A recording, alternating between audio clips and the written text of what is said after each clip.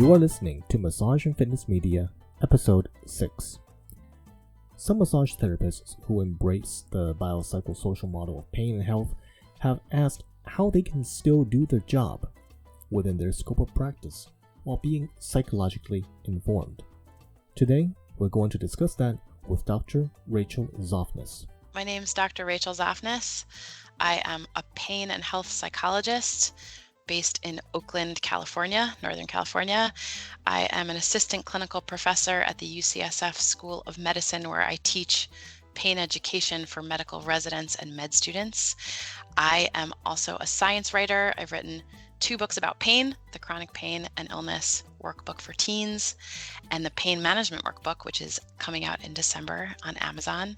And I write a Psychology Today column on pain education called Pain Explained. So I do a lot of things. Because we are dealing with human beings, we cannot separate the psychological and social parts of the BPS model of health from the physical body. But there is a fine line between what therapists may do without cosplaying counselors, psychologists, and other mental health professionals. So let's pick your brain.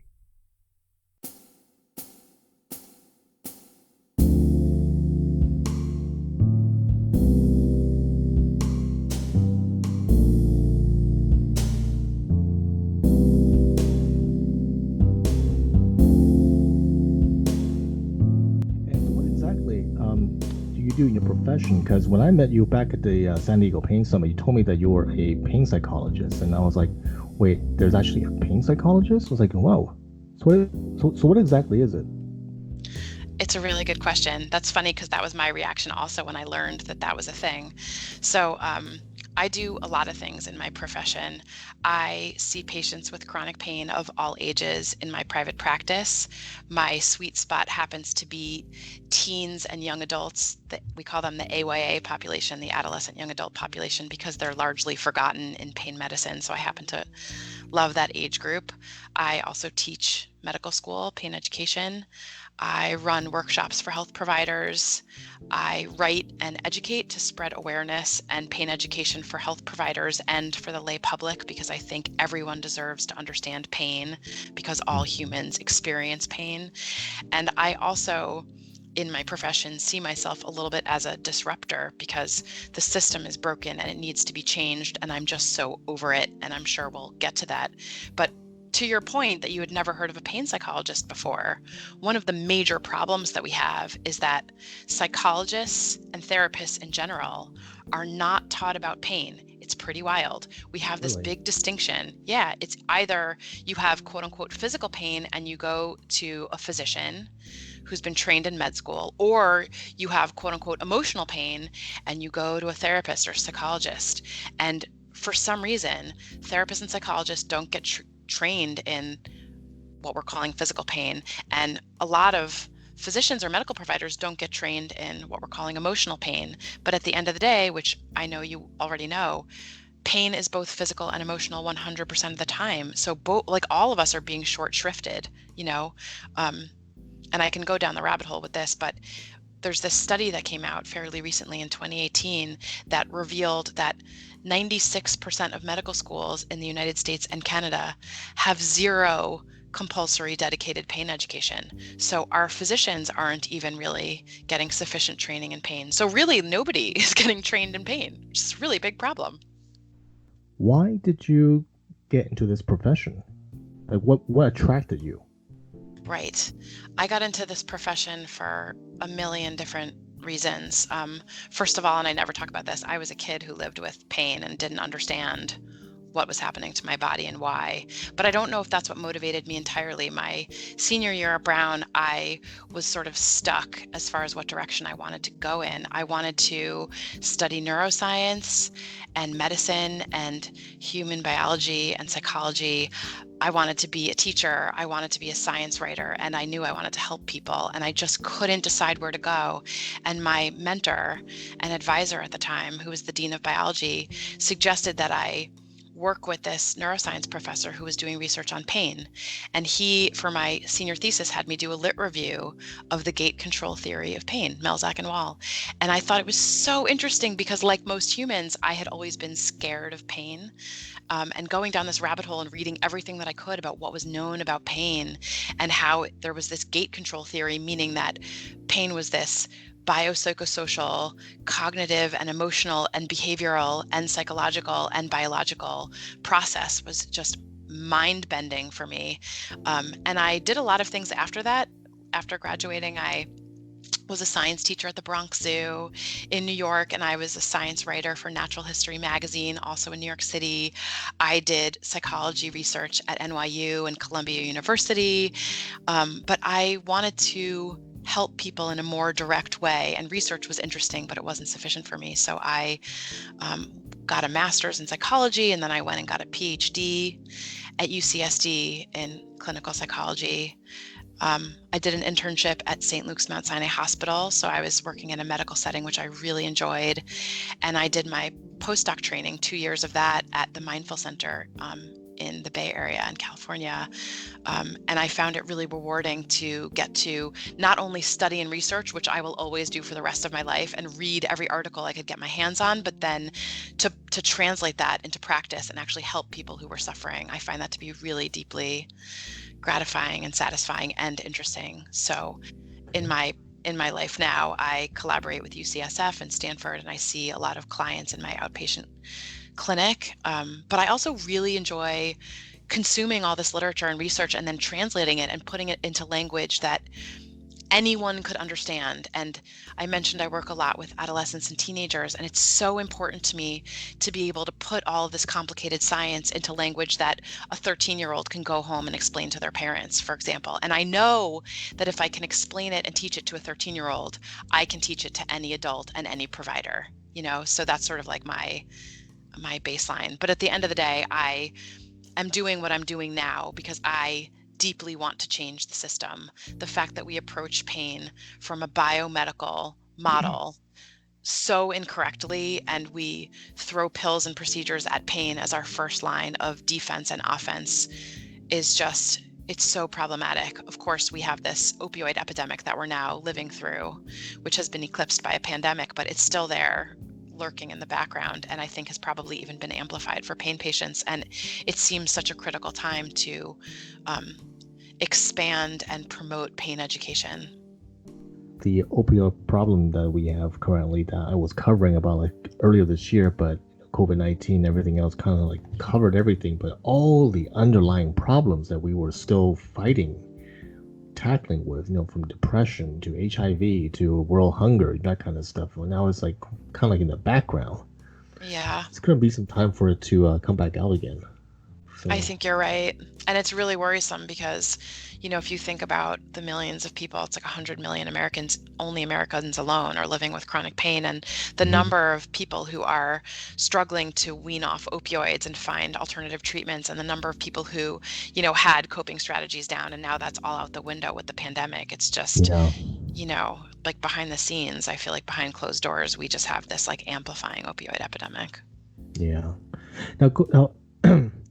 Now you have this weekly workshop that you have been going along. Now, the reason why I even got contact with you because, the post you made a few weeks ago about pain being mismanaged for decades, and you wrote, "I'm over it.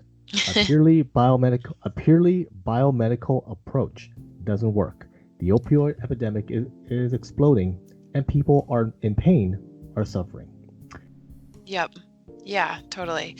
So, of course, the pandemic took everybody by surprise. None of us were prepared, and it threw everybody's life into chaos and disarray. So during COVID-19, providers are stuck at home and patients are stuck at home.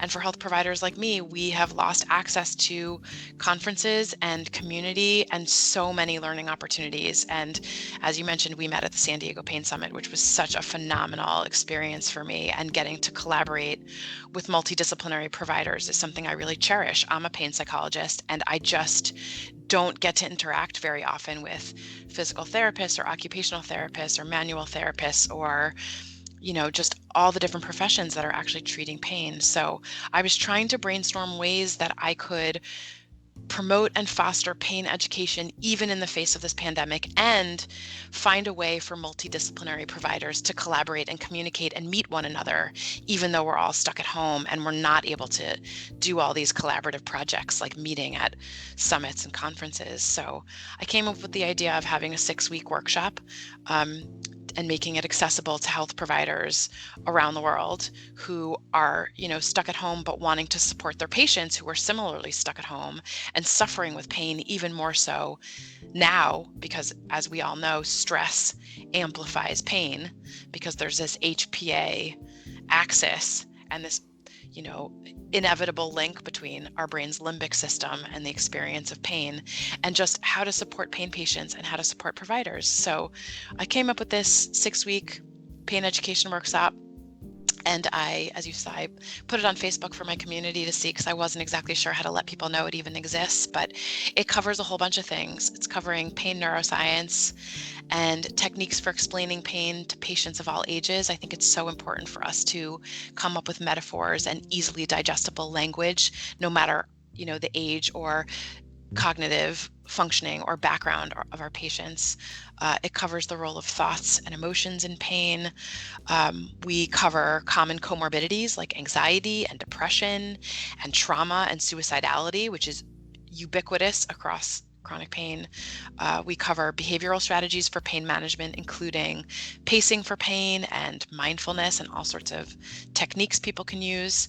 We cover cognitive strategies, including catastrophizing, which research shows to be an incredibly important component to pain.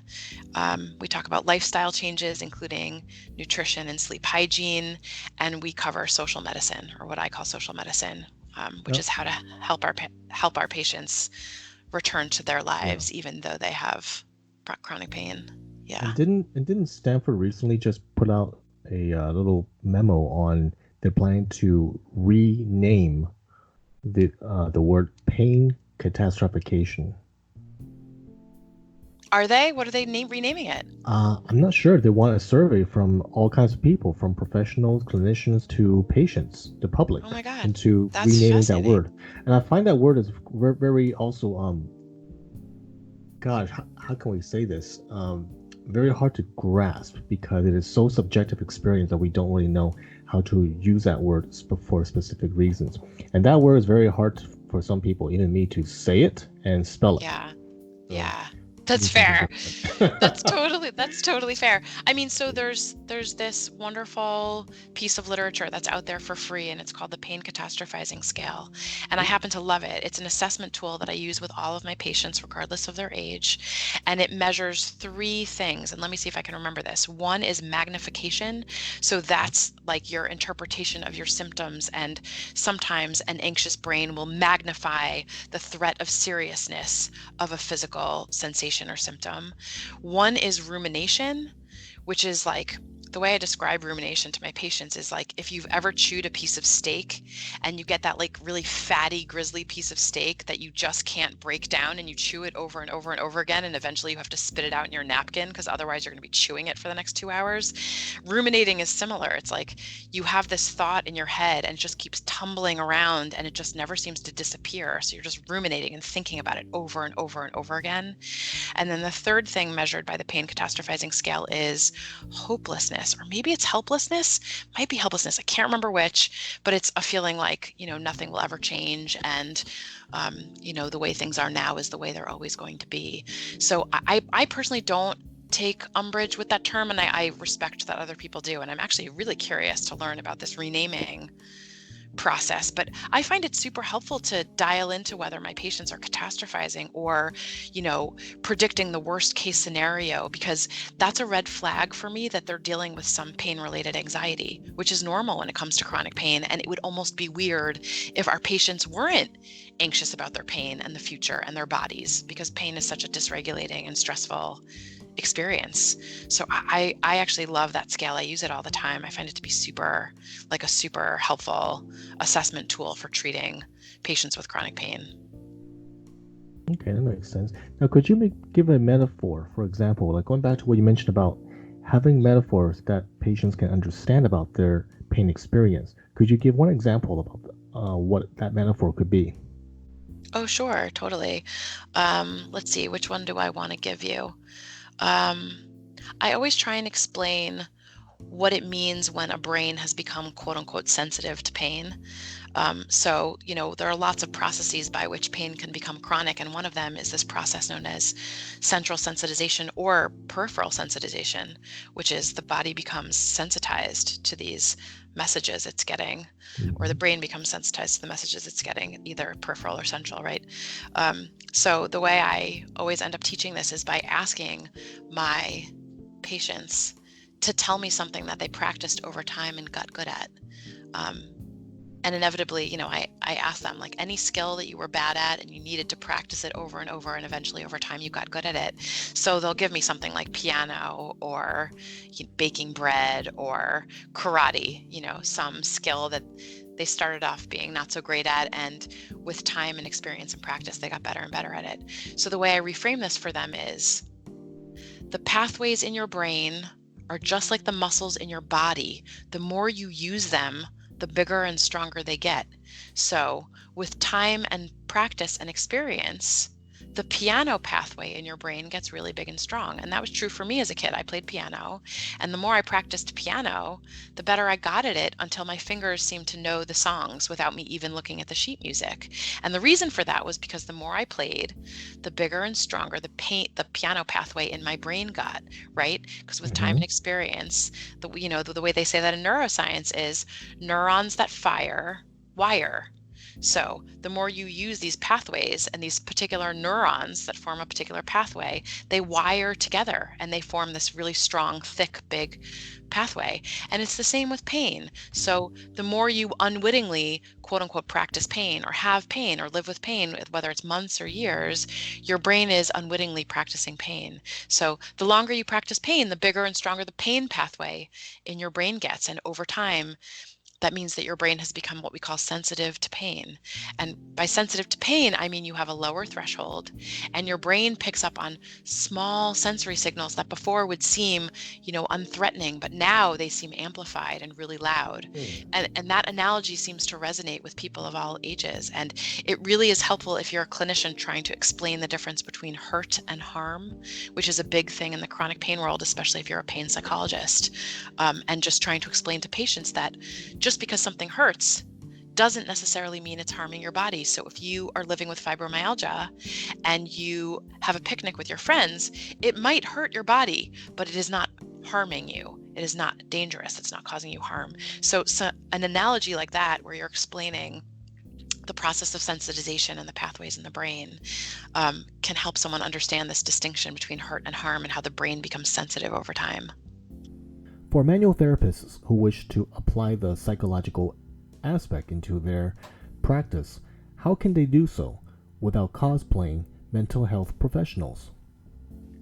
I get this question a lot, from health professionals across disciplines, and I totally understand why it's being asked, because I know that health professionals in different disciplines are being critiqued for stepping outside the scope of their practice. But I have to tell you, it frustrates me to no end, because every health provider treating pain should be empowered to explain pain and offer pain management strategies. I firmly believe that across discipline, it is 100% appropriate to go down the rabbit hole and read everything and know your stuff, and to be able to educate patients of all ages about pain neuroscience and the way pain works in the brain and body, and to offer, Hmm. cross-disciplinary strategies. Like, what are we doing? We're saying that, like, only if someone comes to a pain psychologist then they get coping strategies. That's like the most ridiculous thing I've ever heard. So manual therapists, massage therapists, are, I think, critical players in this game, um, very much so. And I don't think it's outside the scope of practice at all to know your stuff and be able to educate, and to, like, give yourself or train yourself in the language that you can use with patients of all ages, to be able to explain to them, for example, why pain can become chronic, like this process of sensitization, or the difference between hurt and harm, or um, you, you know, uh, how the brain works, and this what we call the gate control theory of pain, or there's a million ways of explaining it, but just this relationship between your thoughts and your emotions and pain. I think that's totally, completely appropriate. You're not pretending that you're a therapist. You're not saying, I'm a psychologist and I'm going to help you with your anxiety and your depression and your trauma. You're not saying that. You're in your role as a manual therapist, as a pain provider, you're offering pain education and some coping strategies. I think another thing manual therapists can do, or massage therapists can do, is to collaborate. So have some people in mind that you like collaborating with, whether they're social workers or pain psychologists or OTs or PTs, and refer. So if you're working with a client and they tell you that they think that their pelvic pain is due to sexual trauma, and you think that's beyond your ability to treat in your scope as a massage therapist or manual therapist, you can refer out. So I don't know, I think collaboration and communication is such an important, critical part of this. We talk about this biopsychosocial model, but I think we have to live and breathe it. We can't just talk about it. So this is the reason that I enjoy going to the San Diego Pain Summit and being friends with movers and shakers like you, because all of us need to collaborate and communicate if we're going to change this very broken system. So as a psychologist, I need massage therapists and OTs and PTs and nurses and child life practitioners and physicians in my corner. Like, we all need to be talking and communicating if anything is going to change. Sounds like we're on the same page right here so far. Wow. Thank you. All right. If you were to speak at a university campus for a group of undergraduates who are pursuing their career in psychology, what would be one advice you would give? I guess the first piece of advice I would give is to seek out a pain education course, maybe online or in person, because for whatever reason in our training programs in psychology and in social work and across the board, there just isn't very much pain education. So I would say that. And I guess the second piece of that would be to seek out an advisor or supervisor who has experience treating pain, so you can learn from them. So having a live, real life mentor, I think, is important. I would advise stocking up on all the books. That was part of my training also. So I worked at the Mindful Center in Oakland, so I learned a lot of non-pharm approaches to pain management. But then I bought every single book I could get my hands on, like every book, like every workbook. Like Tanya Palermo has a great one on CBT for kids with chronic pain, and John Otis has a great workbook for chronic pain. And I just, like, literally everything I could read, I read. I think Turk and Winters, if I'm remembering their names correctly, have a great workbook on pain. Excuse me. So I would read everything I can get my hands on. I guess the last piece of that would be finding interdisciplinary conferences and providers to network and collaborate with, because I've learned so much from my multidisciplinary colleagues. So like Pain Reframed is one of my favorite podcasts, and it's put on by PTs. And I just think it's so important to have that interdisciplinary perspective and mindset and community if you're going to be treating chronic pain. Well, thank you so much for your time, Dr. Rachel Zoffness. And if for our listeners out there, if they want to follow you, and where can they follow you? Where can they contact you? So I have a very nerdy website. It's just my last name. It's zoffness.com. So ZOFFNESS.com. And I have a resources page with a ton of reading and resources if anyone wants to go down this rabbit hole a little bit and read some stuff. I am also on Twitter, and I am not much of a social media user, but I'm working on it. And I love collaborating and communicating with people online these days, especially with COVID. So I'm at Dr. Zoffness, DRZOFFNESS. I'm also on Instagram at the real Doc Zoff. Wait, the real Doc Zoff? You got it, the real Doc Zoff. Is there a fake one? There is not a fake one. There is not a fake one. It just seemed like a fun username, and I don't know, I picked it. Okay. And Yeah, I also have 2 workbooks out there. If you're someone who works with kids and teens, there's very few resources out there. So the Chronic Pain and Illness Workbook for Teens is on Amazon. It came out in August. And then I have a workbook for adults and health providers who work with adults coming out in December, and that's called the Pain Management Workbook. And that also is on Amazon, and I'm super excited about that one, and also really nervous about it coming out for some reason, but it's coming out in December. And one of my all-time heroes, Lorimer Mosley, did some editing of the pain education chapter and wrote a really lovely endorsement of it. So I'm really excited for it to come out. I'm pretty excited. Well, I'm looking forward to it too. And thank you very much for your time and your energy here. I am pretty stoked to see what else are you going to do later this year. So hopefully we'll get a chance to chat again. Thank you so much for having me on, Nick. I really admire the work you're doing. I think it's so important, and I'm so glad to be able to collaborate with you. The links to Dr. Rachel's pain workshop and her workbooks for adults and teens are in the notes below the video if you're listening on YouTube. And thanks for listening, and hope you got something out of this today. I certainly have. Stay safe, and I'll see you next time.